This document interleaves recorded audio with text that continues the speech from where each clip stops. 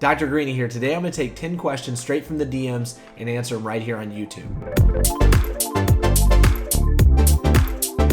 I get so many DMs every single day with great skincare questions, and I wish I could respond to them all, but there's only 24 hours in the day. This will help answer some of the most frequently asked questions. It'll help answer the questions for the people that ask them and all the people that have been thinking about them. I love helping you guys, and you guys can help me out by clicking like and subscribe. Make sure to click the bell so you know when new skincare videos drop. I'll start with the first one. I've seen a few of your stories in regards to skincare. A few years ago, I had very bad stress. Since then, skin's looking very bad. Only cream she can use is with cortisol. Finds it very hard to find it because it's not in Italy. Since then, my life is ruined because of this. I used to have very nice white skin, and now you can't recognize me anymore. So someone that's very stressed out, has some skin problems, having a hard time getting their normal appearance back. Looks very unaesthetic. Would much appreciate if you could have advice for me. Thanks a lot. Best regards. So I think it's important if you're in a situation like this to take a step back, simplify your skincare routine.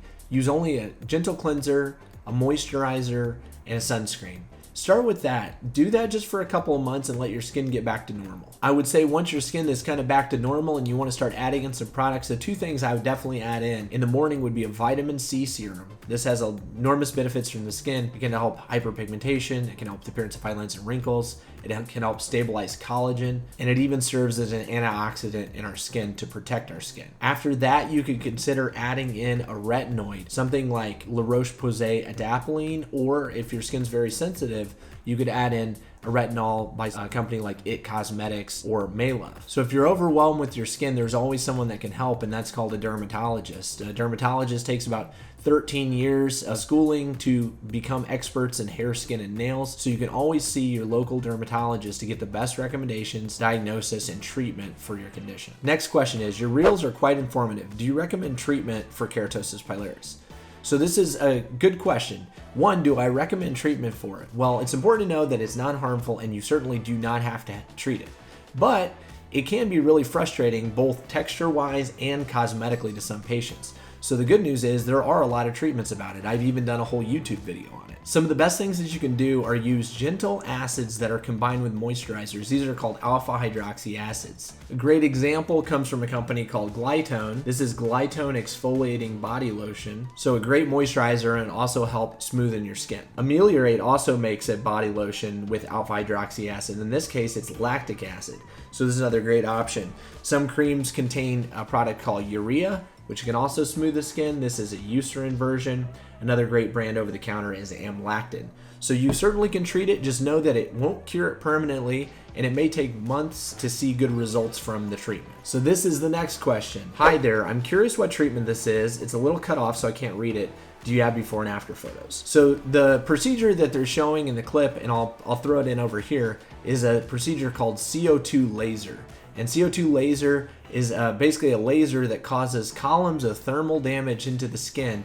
It's what's known as an ablative laser, which means it kind of fully destroys the skin in that area. As you can see, the guy in the video, Michael, is Asian. He has a little bit darker colored skin tone, so this can be used in all skin tones if used in the appropriate way. Now, it's important to see an expert because if it's done by someone who's inexperienced, they can cause permanent scarring, hyperpigmentation, things like that. The treatment's great for pores, acne scars, and skin texture. The next question comes from India. Hello, sir, I'm from India.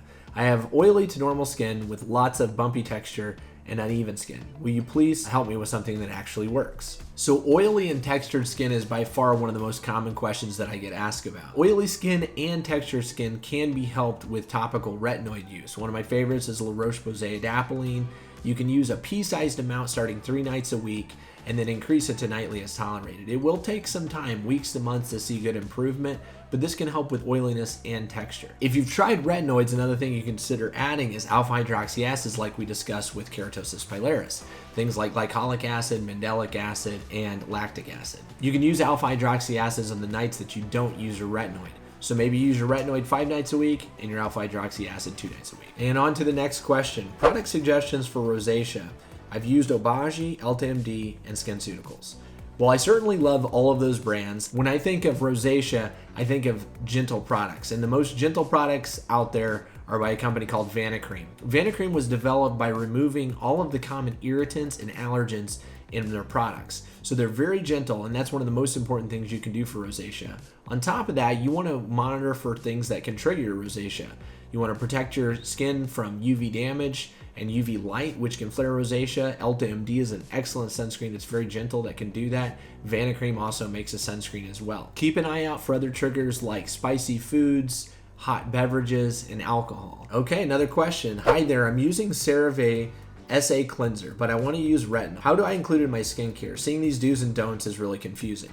And yeah, it's getting tough on social media. There's tons of do's and don'ts, and it does get pretty confusing. The good news is you can use both of these products together, and we commonly do so. Cerave SA cleanser or lotion has salicylic acid in it, which is a beta-hydroxy acid that can help acne and skin texture. I like using it in the morning, then usually use your retinoids or retinols at bedtime. Both of these can be in your routine, but I'd probably use them at different times. They can both irritate the skin, so be aware when you first start using it that your skin may be a little bit more sensitive. Is it safe to use a sauna while using retinoids? I love the sauna personally. There's a lot of benefits to using a sauna. You were concerned about photosensitivity and heat, and you're wondering if that translated into the sauna. Certainly, you want to be careful about your sun protection when you're on a retinoid. Retinoids do thin our stratum corneum, which is that top layer of our skin, while it thickens up the important dermis that's under our skin. So you may be a little bit more sensitive to sun when you're on a retinoid, but you certainly can use the sauna. It's no problem. Next question, can you use HA, hyaluronic acid, with other ingredients such as retinol and tretinoid? They call it tretinoid cream. So you certainly can use hyaluronic acid with pretty much any skincare product. Hyaluronic acid is a thin serum that goes on the skin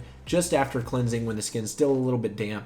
You can apply that right away. It is safe to use with retinol or a retinoid, as it may help increase the tolerability of these products through its hydrating mechanisms. Hello, your videos are very helpful. I use the Cerave PM lotion. Do I need to use another moisturizer with it? If you're using the Cerave PM lotion, that's all you need. That's a perfect moisturizer to use at bedtime, and you don't need to add any other moisturizers. Now, some people do use hyaluronic acid or other things like that, and that's totally fine to add in some of these more restorative and hydrating ingredients. But if you're using the Cerave PM moisturizer and you like it, I would stick with it. Do you have any advice for hormonal acne? It seemed like my face wash and moisturizer stopped working as well during pregnancy. Then I got worse postpartum. I now have acne all over my chin, jaw, and cheeks, and sometimes my forehead, like I'm 13, except I never went through acne and it's scarring. Help. So another super common question, and congratulations on your healthy born child. Basically, hormonal acne tends to strike in the later years of life, into the 20s and 30s, and people sometimes that have never